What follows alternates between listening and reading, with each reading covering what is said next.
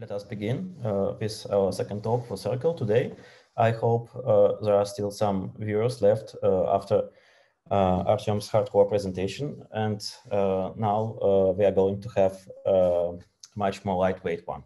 So today I will be talking about some batteries that we at Serokell have added to Servant, and we are presenting them for the public interest and open source.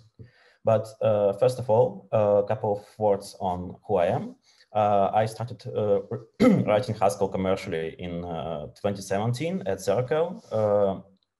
And in 2018, I moved to BioCAD, where soon I've become a team lead for a full stack team of service development. But I'm still maintaining a good relations with Serokell, and we consider each other friends, and that's why I'm presenting this talk today on behalf of my colleagues from Serokell. Also, I have become a member of Servant maintainership team since autumn 2020, and also I maintain OpenAPI 3 and Servant OpenAPI 3 packages, which provide bindings to OpenAPI 3 specification, and these packages were forked from Swagger 2 packages, which were available earlier. And last but not important for today, I'm also a PhD student of theoretical programming languages in Poland. So first of all, I will give a quick tour of what Servant is for those who are not very familiar with it or maybe have forgotten some things, and then we will move on to the main point of our today's presentation. So Servant is the most popular web framework in Haskell that you can use to write backends for various web applications like REST APIs, or maybe you can just serve HTML and so on. So if I wanted to describe Servant in just one sentence, I would say that it's a type-level description of an API. And what do I mean by that? I mean that to write anything in Servant, you first have to describe the API of your application in terms of Servant's type-level combinators. For example, take a look at sample API. This can correspond to something like bookstore or a library. And here, as a type level, as indicated by the type keyword, we are describing what endpoints our API has. So in this example, it has 3 endpoints. And what does Servant give us? Servant takes care of routing. So we just specify which routes we have in our API. We can construct them from static parts like strings, book, all, and so on.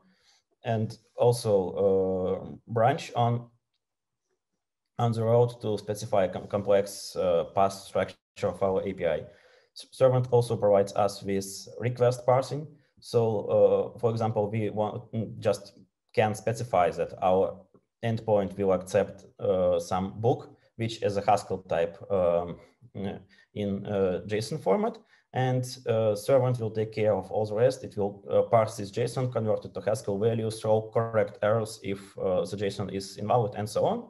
And of course, Servant also provides a way to serialize your response. So your handler will only have to be concerned about producing the correct value, and Servant will convert this value to anything that your client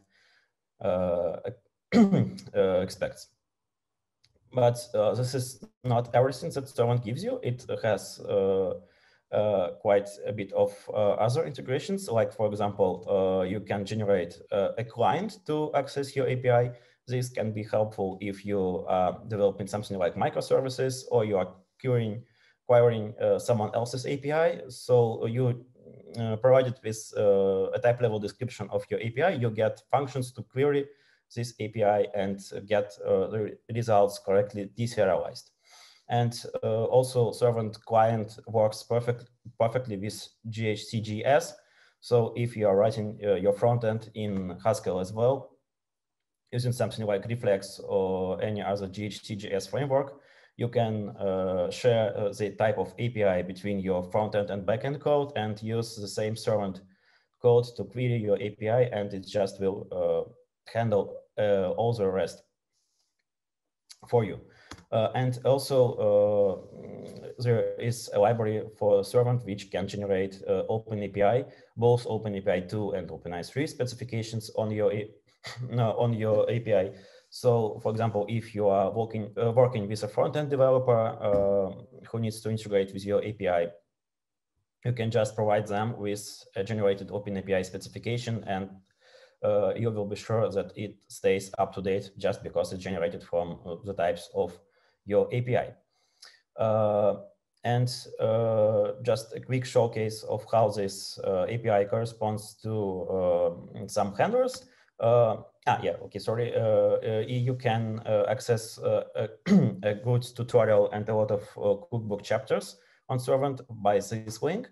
And now here's a quick example of a handler for this API. So provided with this type level description, servant will expect us to write 3 handlers, and you can see that argument types and return types of these handlers are just plain Haskell data types. You don't have to worry about serialization at all.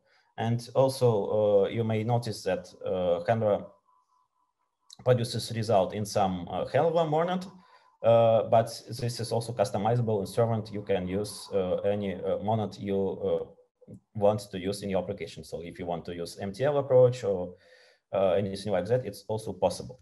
So what features does servant currently provide? Well, it can parse get parameters, response and request headers. It can parse request and response bodies with JSON serialization. It can document multiple possible responses of single endpoint. For example, if a single endpoint may generate a successful response with status code 200 and an error message with status code 400 or maybe 403, something like that, you can document it at type level with servant, and it also will be reflected in the corresponding OpenAPI specification. You can customize error messages that servant produces. So for example, if in your company you have a style guide to what error messages for invalid JSONs or like maybe 404 messages look like, you can customize it with servant. This is a recent addition in the last year. Servant has basic support for streaming of large responses. It also has support for parsing file upload. It has integration with quick check, so you can describe and check some properties of your API and so on. But this talk would not make any sense if there was nothing missing from servant, and indeed, there's a lot of stuff missing. For example, it does not have a built-in way to integrate with any database. It does not provide any metrics like Prometheus exporter, so you can just you can't just point your company's Prometheus or Grafana at your application and get useful metrics. It does not provide any semantic tracing and logging of the requests. It does not have built-in combinators for sorting and filtering for roles that return a list of responses. It does not have anything for pagination and so on. So given that there are a lot of missing parts in servant, many Haskell companies that write web applications used to produce their own libraries of combinators that are used privately at that company. I'm aware of at least 3 such places that they have own servant extras. And of course, these extras are not compatible between these companies. The knowledge does not get shared and so on. That's why at Serokell, when faced with a task to write a web server for one of our projects, we needed to re-implement the exact same things that other companies did, but did not share. But we decided that we would share our work, and that's how the servant-util package was born. Currently, it's only on GitHub. You can see the link on the slide, and the slides will be available later, of course. But in the nearest future, I hope it will be available on the package as well. So, and the rest of the talk is a quick tour of this library, what it can do. So I will be showcasing some examples of what you can achieve with this library, and I hope that you will find it useful for your own applications, and we'll give it a try. So regarding questions, you can ask questions in a Zoom chat, and my colleagues at Serokell who are also working on this library will try to answer them. And if there are some unanswered questions left by the end of the talk, I will answer them myself. So let's start our tour of the servant-util library. To showcase it, I will work on a simple example. So suppose you are working on some application where in the browser, in your UI, you want to display a table of some items. I don't know, it can be goods in a shop, books in a library, films in a database, and so on.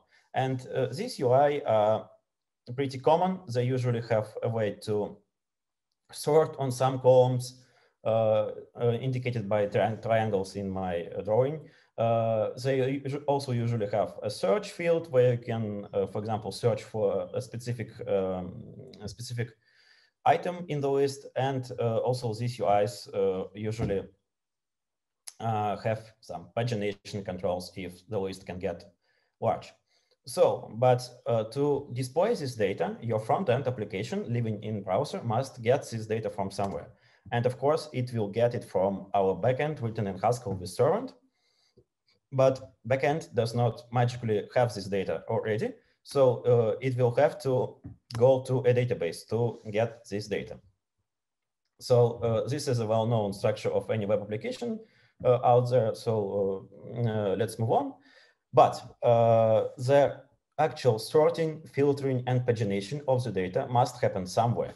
And of course, for us, backend developers, the easiest solution would be to say to our fellow front-end colleague, well, just do it on your side. We will send you every item of our data, and we will also fetch every item of our data from the database, and our front-end colleague will just do any processing they want on the front-end. Of course, this is the easiest approach and also the most wrong one, because there is a lot of data transfer both between backend and database and between backend and the UI. So more proper solution would be to filter not in the browser. So we can filter in the backend and send only a subset of data to the UI. But it will still have to fetch every item of the data available from the database. And this is a great burden on both the network between backend and database and on the backend code itself. So the most proper solution in 99% of cases would be to filter and sort using database built-in features. Then our UI only gets a subset of data, and our backend also gets a subset of data. But remember that it is the user who controls what actual filtering and sourcing to perform. And to tell our database what to do, we need to somehow get our criteria for filtering and sorting from the user. So, also we need two ways to communicate this data. First, from UI to the backend, and from backend to the database. And the second part is easy, because most databases, most query language for the databases like SQL have clauses like where and order by and so on, which tell the database what filtering and sorting to perform. But there is not a standardized protocol to do it between UI and the backend.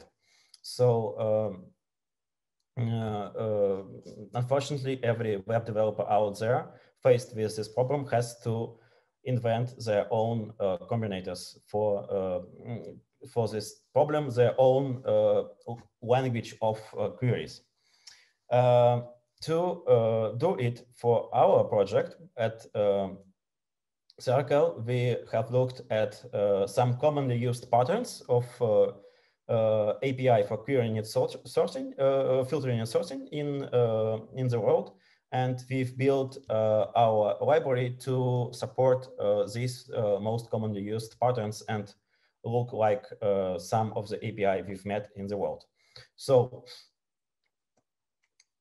suppose that our API has this book type, which has 3 fields: ISBN number, book name, and its author.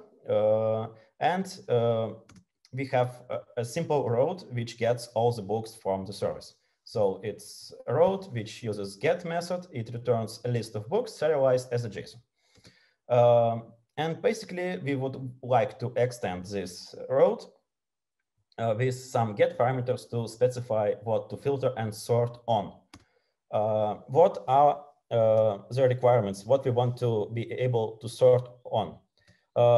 For example, let's say we want our books to be sorted by ISBN by default, ISBN ascending, and we also want to give the user ability to sort on any other field they want.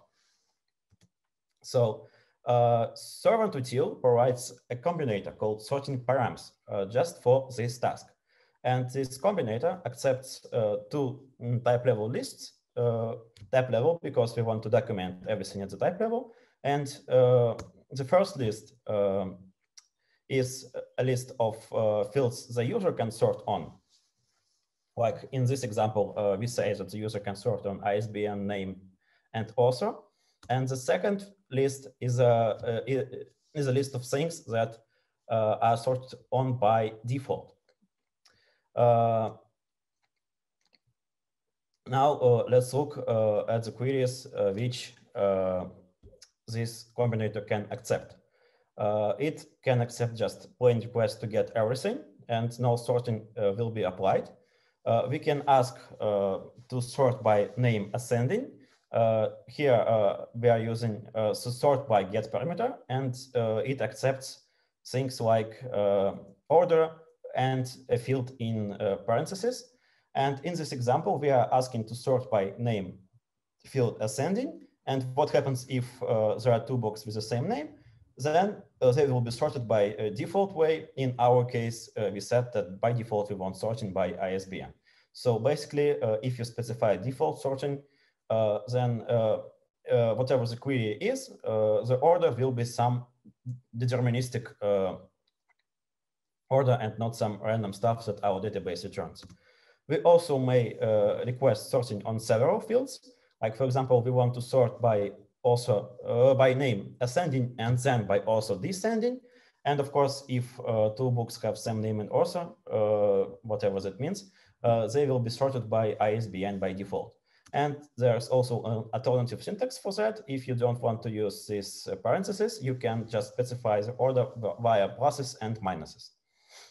So in our opinion, this API is enough in most of the cases. And now just let's take a look at how to implement a handler for this API.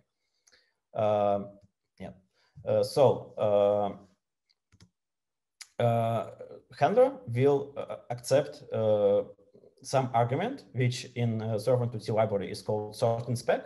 So sorting specification, it's a description of what user asks us to do. And this specification can be sort of a list of sorting items. So sorting spec is a list of items where each item is just a specification. So I want to sort this field in this order. So like name ascending or also descending and so on. And at the end of this list will be the default sorting which is specified in the API. And what you can do with this specification, well, you can perform manual sorting, you can translate this specification to SQL, or basically do whatever you want with it. For example, if you are generating data and not getting it from some database, you can use it for generation. So yes, there is this animation flavor. And well, in our guess, like most cases would be connected with SQL. So we've built an integration with PostgreSQL database via the popular Beam library, which is a library to produce SQL code from Haskell. And on this slide, I have a simple example of a Beam query without any sorting involved yet. So here I only using Beam combinators like all to get to select all entries from our database and run select to actually run the query and get all books that are present in the database. Basically, this Beam code will generate a query like that. So select everything from the books table. Okay, but how do we integrate our sorting in this code? That's where our servant-util Beam library comes in. You import a few functions from it, and well, you have this function called sort by, which is a function to generate correct SQL based on your sorting spec. So I'm using this sort by function to providing it with two arguments: sorting spec, which I got from my user, and something called sorting application. So how to apply sorting. Remember, in our type level description of the API, we've had a list of field names on which the user can sort on, but these fields do not have to correspond to fields in the database. So, for example, you may perform some complex translation from what fields the user specifies and what fields are actually available in the database, and that's what sort up is about. Here, you just have to specify which field name from API specification corresponds to which field from the database. So it's basically this sorting spec up type, and it's also parameterized with type level list of fields, and this is needed to make the strong connection between what user specifies and what our application supports. So, for example, GHC can check that the field name which we specify in the API is actually the same field which gets specified in sorting application.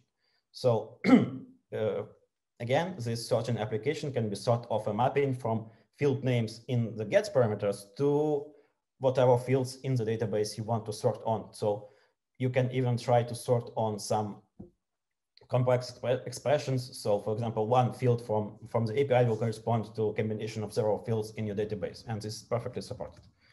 And this Beam code will generate the following SQL code. For example, if the user asked us to sort by name ascending and also descending, Beam library will generate the following SQL, and so on. So here's a quick recap of what we have seen so far on sorting in servant-utils. Servant-util defines query format for get parameters. This format gets parsed into a sorting specification, which is passed to your handlers. Your handlers may use this specification directly or translate it to SQL or whatever. And we also provide servant-util Beam package with integration with, well, Beam SQL library. And if you do not want to use Beam, or if you don't want to use SQL at all, you can also you can always make your own backend for our combinators to provide this implementation for your database backend. So let's move on to filtering. Well, sourcing data is most often not enough for UI in question. And we also have to support filtering. And we may want to be able to like filter by exact ISBN number, or maybe filter by a range of years, or maybe filter by some name substring, or even by patterns if we want to use like some regular expressions or something like that. And to support this in our servant-util library, we have a combinator called filtering params, which similarly to what we have seen for sorting, accepts a type list, type level list of field names and their corresponding types for generation of the query. And major difference here is that our type, like ISBN or text, is prefixed with this autofilter type family because we want to restrict which filtering can apply to a given field. So what is this thing? Well, it uses a type family called supported filters, where we can specify which which filters are supported for a given type. For example, I can say that I want my ISBN field to support filter by exact match or comparison, or maybe I can omit comparison and support filters only by exact matches, and so on. Here is an example of supported filters in our library. For example, you can do filtering by exact matches. That's called filter matching. So each field gets its corresponding get parameter where you can specify the exact value to match on, or by using the NEC, not equal operator, you can specify what to exclude, or you can also use in to filter by a range of given values. For numerical fields, we support field comparing. For example, you can filter books which are newer than 1990, or books which were written between 1994 and 2007, and so on. This filter is supported by any Haskell type which has org instance, of course. Also, you can use filters with patterns, like simple like SQL patterns, where we can have stars and dots, if I'm not mistaken. And also, you can just look by a substring, not a pattern by just a simple substring of some field. And of course, these three cases do not cover anything there is in the world. So there also is a way to filter manually by your customly provided filtering function. Likewise, we have integration with Beam package. We provide a combinator called matches, which is compatible with Beam's standard combinator guard. And here we provide matches with a filtering spec, which we get from user. So everything is similar to the sorting example. And also we have to make a filtering app. So a description of how to apply our filter to the concrete data type, which is stored in the database. So yeah, this is filtering app. Let's not spend quite a lot of time on this very similar example, and let's move on to pagination. So the last important part of bulk rows, like rows responding with lists of things, is pagination. And for pagination, we provide a simple combinator called pagination params, which has a single setting called default page size, where you specify what page size will be if it's not set by your user. So for this example, I will say that my row responds with 20 items by default. My handler will get this pagination spec with just which has just two fields like offset and limit. So this is a well-known offset limit pagination. It has some drawbacks, but in, well, probably quite a large amount of cases, and it can be used safely. And so our first approach was to provide just offset limit pagination. And of course, the corresponding API will just get to get parameters called offset and limit. We are near the end of my talk. I will just show how the generated client looks like. So for example, if you are writing a client that will query this books API, you use standard servant client function called client, which given at a type level description of your API provides you with a function to query it in some monad client M, which is a standard servant client stuff. So in this example, it will generate you a function which accepts a certain spec and returns a list of books. And a sorting spec can be built with a combinator called mk sorting spec from our library. And this spec is built like this with a list of specifications where you use ask or desk combinators together with names of fields.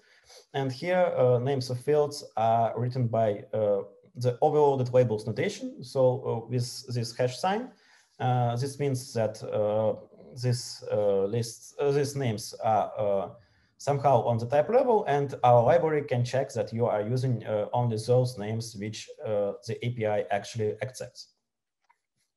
Also, there's a generation of specification for API. Currently, it's OpenAPI 2, aka Swagger, but the work on adding OpenAPI 3 support is in progress.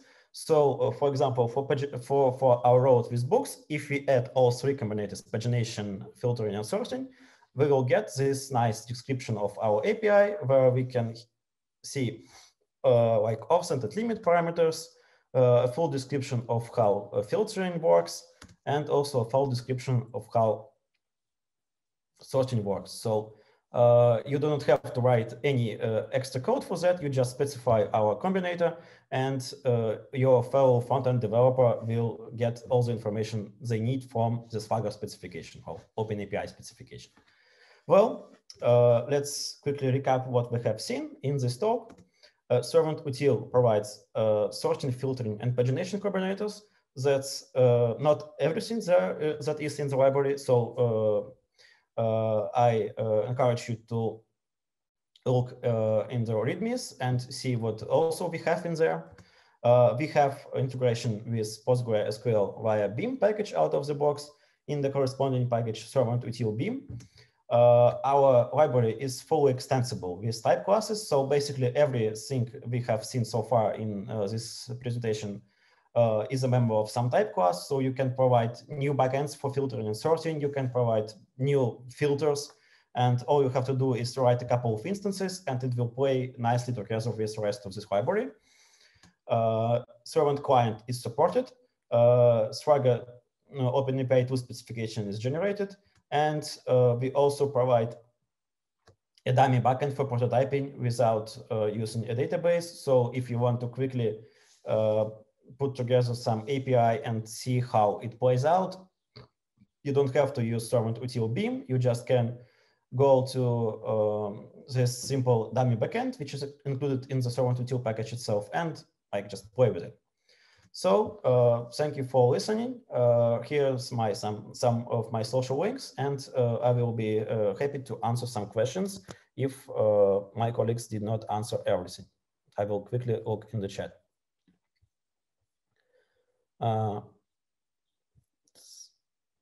This is for previous talk, I believe.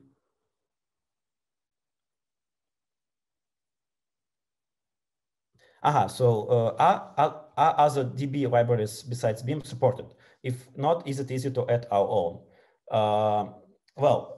Currently we only support Beam, which is used in, I believe, every Serokell project that talks to a Postgres. It's our SQL library of choice. But of course, servant-util does not depend on Beam. It's in separate package, and if you want to use some other library, if you want to use OpenAI, persistent, or maybe even MongoDB, you don't have to use SQL. It's quite easy to add your own support because we have a type class for sorting and filtering backends, and you only write one instance to translate your query to some query language, well, and it will also play nicely together. And I believe there should have been a project announced for ZuriHac where you can try to hack with servant-util with us, and we will provide you with guidance for if you get stuck. So moving on to the next question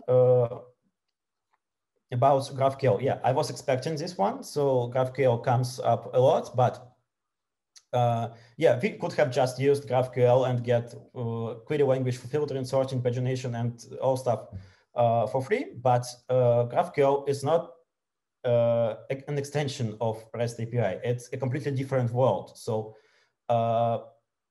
it would be a great commitment to switch to GraphQL because, well, it's completely different from what we have been doing in REST development. So there is a bit of Haskell libraries for GraphQL, I believe, Mu Haskell and Hasura, maybe some more I'm not aware of, but I do not know if they are mature enough.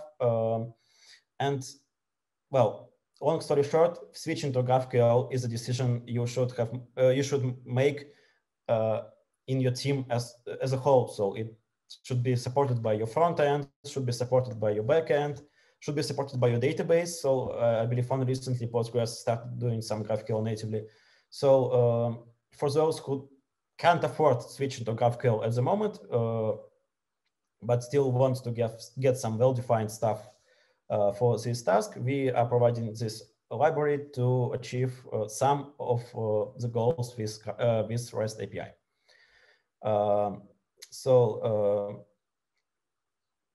What is the right package for you to use for generating documentation? Servant OpenAPI 3 is available since the fall of 2020. It has the same API as Servant Swagger. So, well, mostly it's just a drop-in replacement. You just have to rename some imports. And if you are using Servant Swagger, I encourage you to try Servant OpenAPI 3